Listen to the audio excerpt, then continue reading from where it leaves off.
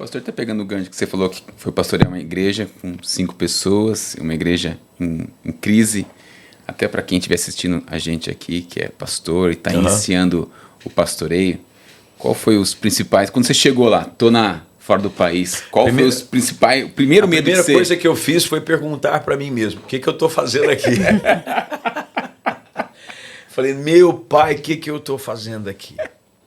Bem, eu comecei a entender de que não tinha o que resolver. Problema você tem que enfrentar. Não adiantava nada. E agora ficaria pior se eu voltasse. Tem aquele tipo de coisa que você tem que... É tudo ou nada. É tudo ou nada. Você tem que engolir o choro, engole o choro e vai. E eu comecei a aprender, e foi uma das maiores escolas que eu tive. Porque eu aprendi a depender de Deus. Amém. Única e exclusivamente. Eu estava longe, eu estou falando de 1996 para 97. E nem tinha muita comunicação fácil naquela época, WhatsApp, essas coisas. Não existia rede social, não existia nem Nextel. Lembra do Nextel? Do radinho, não tinha nada disso, nada. E-mail era MSN. Justamente. Acho que tinha. ICQ. ICQ. Então, era eu e Deus. E eu fui me aprendendo a beleza que é você se aventurar nos passos da fé. E você vai... Quanto mais você exerce a fé, mais os seus medos somem. Sim. Você vai vendo... Porque você pega isso é uma gangorra constante na nossa vida.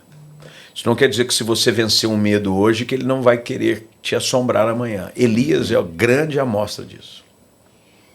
Elias é uma amostra clara de como você, se não mantiver o seu coração firme no Senhor, crendo de que aquele que te chamou é fiel, o medo pode a qualquer momento assumir as rédeas de novo. Porque Elias, você pega o texto do primeiro livro dos Reis 17, ele está lá, o tesbita, um tempo de estiagem, 3 anos e meio sem chover, Acabe, Jezabel, aquela situação toda, ele vivendo de uma dependência, corvos o alimentando, água do ribeiro de Querite, aí ele vai à viúva, recebe o bolo, ele come, e aí de repente ele desafia o povo a reconstruir o altar. 450 contra ele sozinho. Um reino, 450 profetas, o povo que estava do lado dos profetas de Baal, e ele sozinho. E ele precisa de muita coragem. Sozinho. Ele encara todo mundo de frente, e você vê é um ato que você diz, esse cara não tem medo de nada. Esse cara enfrenta Acabe, esse cara bate de frente com o rei, esse cara... Ele mandou passar fio de espadas 450 profetas de Baal. Ninguém segura esse cara. Agora vai com tudo. Aí você entra no capítulo 19. Um bilhete de uma mulher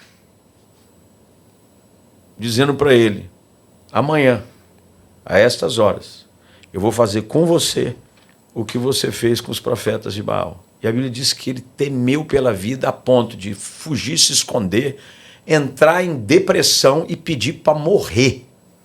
Entra numa caverna e diz, eu não sou melhor que meus pais. Chega, para mim não dá. Porque é muito comum esses momentos. Aí você vê o que Deus faz, Deus o visita, um anjo vai, coloca pão, coloca água, manda ele descansar, manda ele comer, manda ele descansar, manda ele comer, e o traz de volta à realidade do que é a vida da fé. Não, tem muita coisa ainda a fazer, ele diz. Tem muita coisa ainda a fazer. Ele teve que caminhar 40 dias. Você vai caminhar 40 dias, cara, pra você ver o que é bom pra tosse. Você ainda vai ungir aquele que vai ser o seu sucessor. Aí é que aparece Eliseu. Você já imaginou? O medo dele poderia frustrá-lo de colocar alguém que o sucederia, que faria 2 vezes mais o que ele fez. Então, o medo, ele é um fator, se nós não soubermos enxergá-lo, tratar do elefante na sala. Porque tem gente que não quer dar as mãos, se render a mão à palmatória, que tem medo. Não, eu não faço isso, porque não, você tem medo. E o seu medo, muitas vezes, é por falta de fé. Sim. É falta da dependência de Deus. É acreditar que Deus vai te ajudar, é que você tem um chamado. E de que fiel que o chama e que ele que vai fazer. Então, esse livro, eu trabalhei muito isso. Porque aí o medo gera ansiedade. O medo põe uma pessoa numa depressão. O medo coloca pessoas num estado pânico, de paralisia, estagnado. Aí você vai ver a vida dos outros caminhando. Ah, mas a minha não dá certo. Não dá certo porque você não teve ousou levantar da cama. E sair, e meter a cara, e vai que vai dar certo. Deus vai te ajudar. Então são conceitos que precisam ser tratados. E se as pessoas ouvirem mais sobre isso, entenderem de que o Senhor não nos deu esse espírito de medo, que é o que Paulo diz aí para Timóteo. Falei, esse espírito não vem de Deus.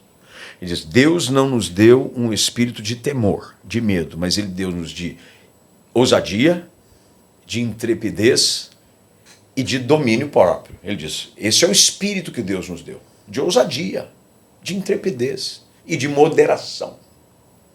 Porque eu acho interessante essa palavra de Paulo. E eu dou um passo, mas eu sou moderado. Não, agora eu não tenho medo de mais nada. Não, peraí, com uma coragem moderada.